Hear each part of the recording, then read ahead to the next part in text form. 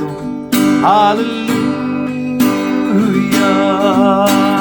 loof hom, prys hom, halleluja, loof hom, prys hom, halleluja, want sy woord sal lewe staan. Ja, sy woord sal lewe staan.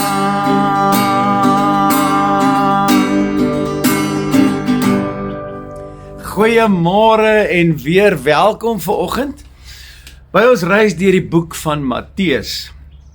Ons dink vandag oor die heel laaste gedeelte of die heel laaste woorde van Jesus in hoofstuk 16, voordat ons klaar maak met hierdie geweldige mooi boodskap. Kom ons lees gou wat sê Jesus vanmôre in sy woorde vir jou en my. Jesus sê, want die Seun van die mens staan gereed om met sy engele in die heerlikheid van sy Vader te kom. En dan sal hy elkeen vergeld volgens sy dade. Nou, dit staan in Matteus 16 vers 27 en 28. Nou, hierdie woorde van Jesus vanoggend is beide vir jou en vir my 'n groot waarskuwing vir sommige, maar vir ander is dit weer woorde van verblydende hoop en blydskap en verwagting, 'n antisipasie wat ons hier in ons harte omtrent nie kan inhou nie, omdat ons reg is met die Here. Jesus herinner ons dat hierdie aarde en ons huidige wêreld of bestaan wat ons in is, nie die einde van alles is nie. Sommige mense dink so. Sommige mense het so 'n geloofspersepsie. Jy sien, daar kom 'n dag wanneer hy weer kom in heerlikheid. En wanneer hy weer sal kom in sy majesteit en krag en dan vergesel gaan wees met 'n leerskare van engele. Nou baie mense leef ongelukkig nog hier op aarde vandag asof daar nooit 'n einde gaan wees aan hulle lewens nie.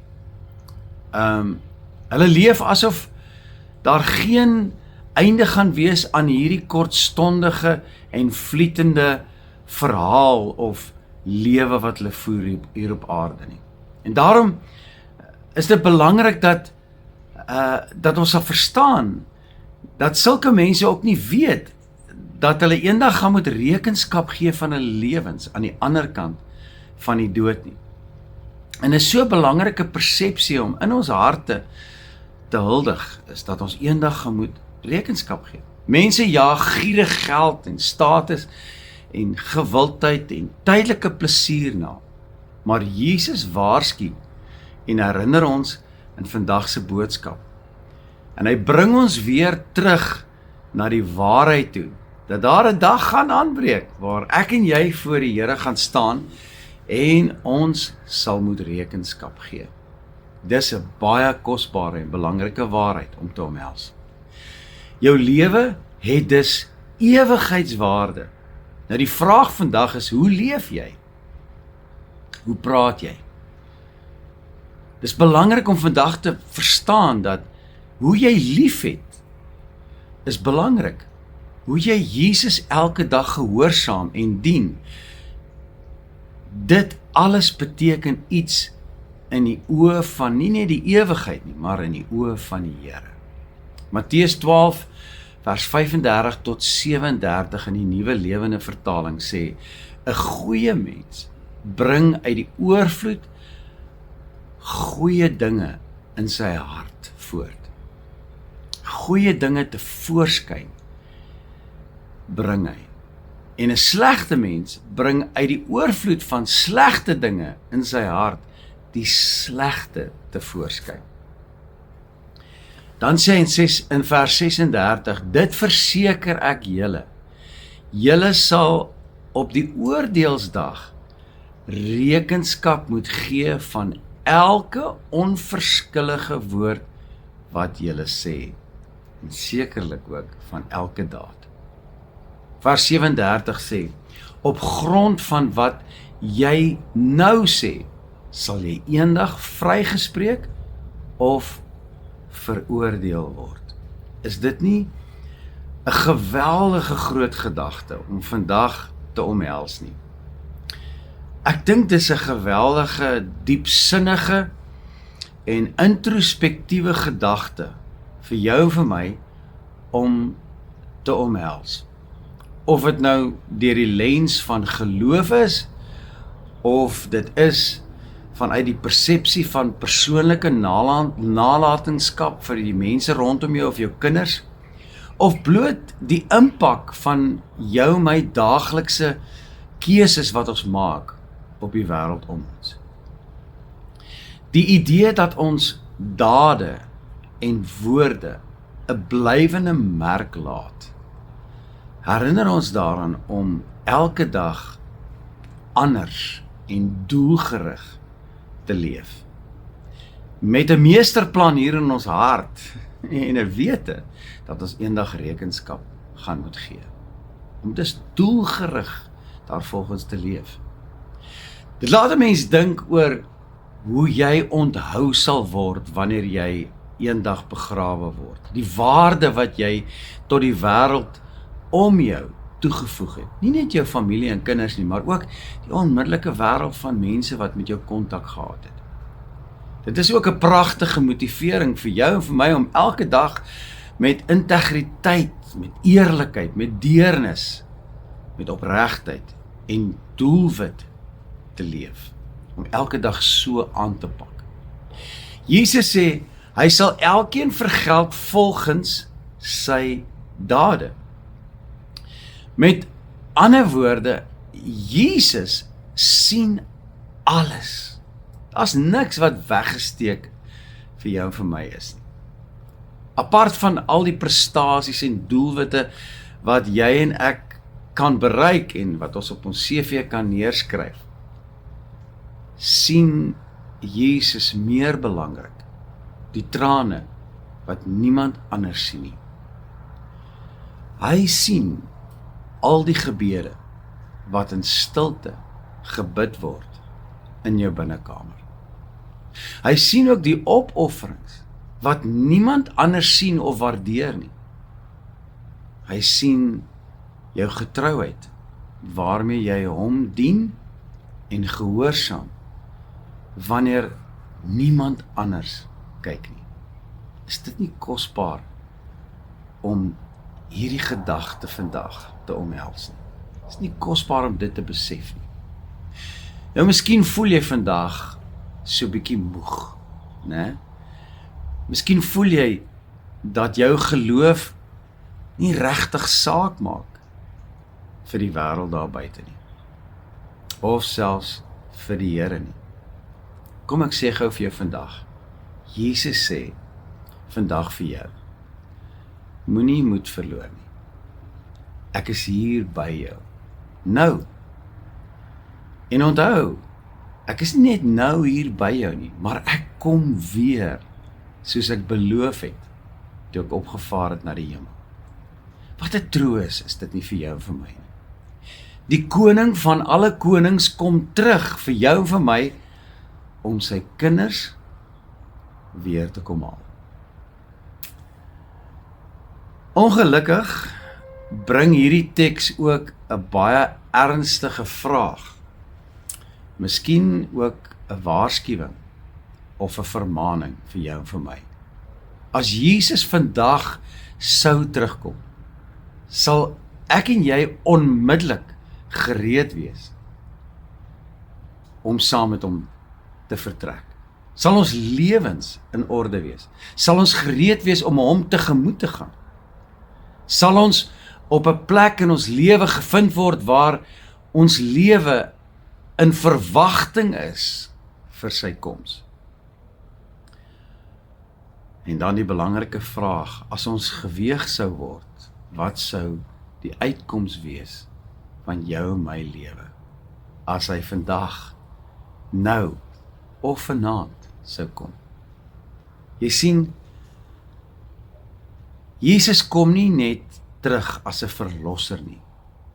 Hy kom ook terug as 'n regter. Dit beteken, ons kan nie halfhartig en onverantwoordelik leef hier op aarde nie.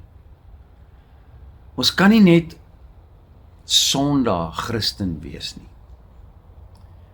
God soek harte. God soek mense wat se harte volkome aan hom behoort.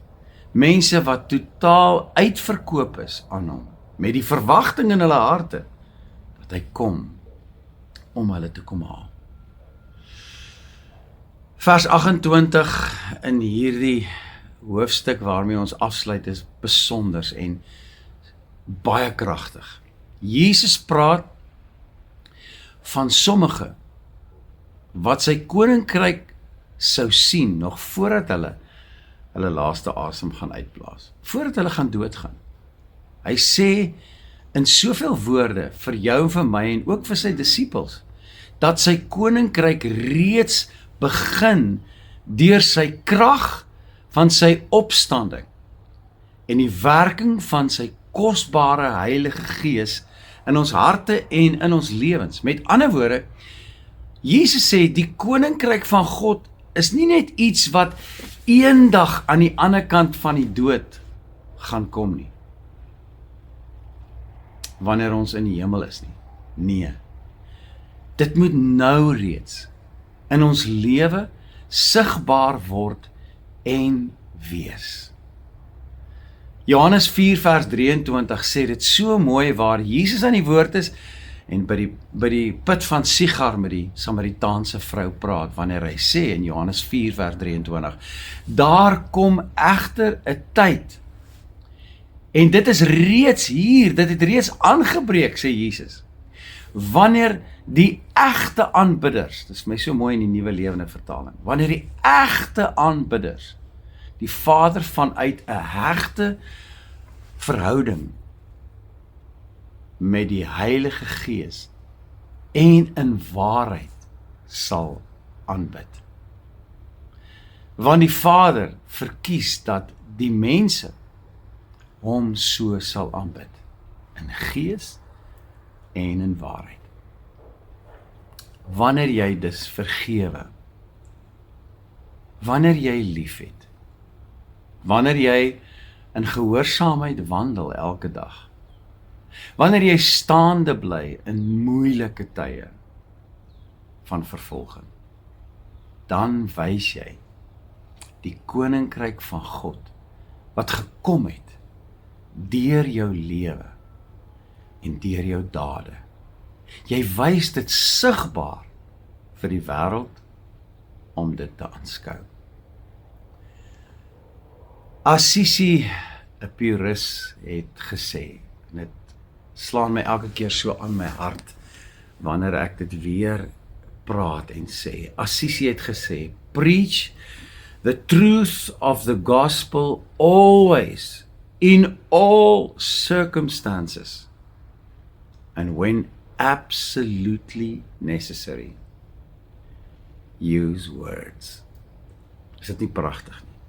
Sy vermaning is dat ons lewe, ons dade, die koninkryk van God sal bevestig en sal verkondig, dat die wêreld sal sien, dat sy koninkryk het naby gekom, omdat sy Heilige Gees in ons woonagtig is en werksaam is.